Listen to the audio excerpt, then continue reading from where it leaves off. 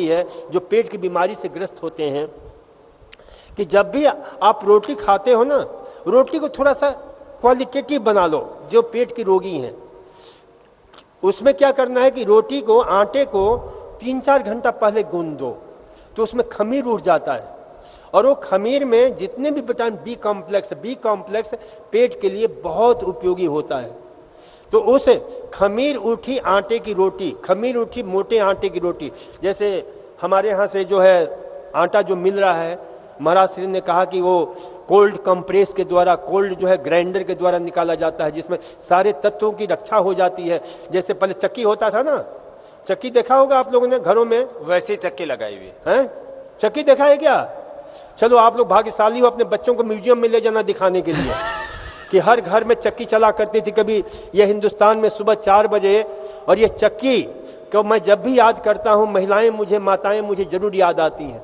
इसलिए याद आती हैं कि आज जिस माता को देखो, जिस महिला को देखो, उसको पीसीओडी हो रहा है, पॉलीसिस्टिक ओवरी हो रहा है, कैंसर हो रहा है, सिस्ट बन रहे हैं, गांठें बन रही हैं। क्यों हो रहा है? इसका कारण है, इस पर 1931 में डॉक्टर वार्बर को नोबेल पुरस्कार मिला। उन्होंने खोज किया था कि जिस अंग को ऑक्सीजन की सप्लाई कम हो जाती है, ऑक्सीजन नहीं मिलता है, उस अंग में ट्यूमर बनने, चाहे वो मैलिग्नेंट हो चाहे बेनाइन हो, वो शुरू हो जाते हैं। तो उससे बचने के लिए जब चक्की चलाती थी माताएं तो उस अंग को भरपूर ऑक्सीजन मिलता था, भरपूर जो है।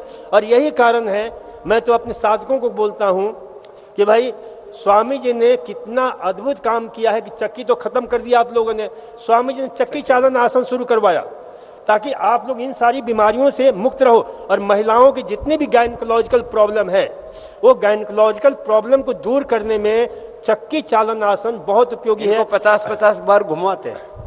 और ये चक्की जो है ना, घर पर भी शुरू करो। मैंने अपने हॉस्पिटल में मंगवा करके रखवाया है कि आप लोग पुनः चक्की, रिटर्न टू नेचर, अपने पुरखों की उस परंपराओं की तरफ लौटो जो योगग्राम में चक्की चलवाते। जी हाँ, हम, आपने आटा तो भिजवा ही नहीं हमको। रोगियों को उधर जो है तो जो है ये आगे से रख लेना आप लोग, चक्की वाला आटा। अच्छा, ये गेहूं जो है ना, ये वैसे इसका जो आटा होता है, गेहूं पूरा डाइजेस्ट नहीं होता है यदि उसको, जैसे आपने बताया ना, 3 घंटे पहले गूंद के रख ले आटा, और उसको अच्छे से गूंदे आटे को, उससे स्वादिष्ट भी होता है। और ये मोटे आटे की विशेषता ये भी है कि आप तुरंत उसको गूंद करके रोटी बनाओगे तो नहीं बनेगा। 3-4 घंटे गूंद कर रख दोगे ना, उसकी रोटी बहुत अच्छी तरह से बनेगी और उसमें खमीर उठ जाता है। और इसके अतिरिक्त ये आटा गूंद के फ्रिज में रखना है या बाहर ही? नहीं, फ्रिज में नहीं रखना। फ्रिज में रखोगे तो फिर खमीर नहीं उठेगा, क्योंकि ये खमीर तभी उठता है जब उसके एंजाइम एक्टिविटी जो है ना, एंजाइम्स उसमें पैदा होते हैं। तो 12 बजे आपको रोटी बनानी है तो 9 बजे गूंद के रख देना। ये बढ़िया बता दिया काम आपको, उससे डाइजेस्टिव हो जाएगा। और जो रोटी है ना उसकी, वो नहीं तो गेहूं पूरी तरह से हजम भी नहीं होता हमारे बॉडी के अंदर। या तो उसको अंकुरित करके खाओ जैसे डॉक्टर साहब ने बताया, या खमीर वाली प्रक्रिया से खाओ तो डाइजेस्टिव होगा उसकी जो पूरे। इसके अतिरिक्त जो है ना, इस रोटी के कई हमने प्रयोग किए हैं। जैसे खून की कमी हो जाती है तो उसके लिए हमने क्या किया कि ये क्या नाम, पालक के पत्ते के रस में गूंद दो रोटी। पालक का रस निकाल करके उसमें उस आटे को गूंदो।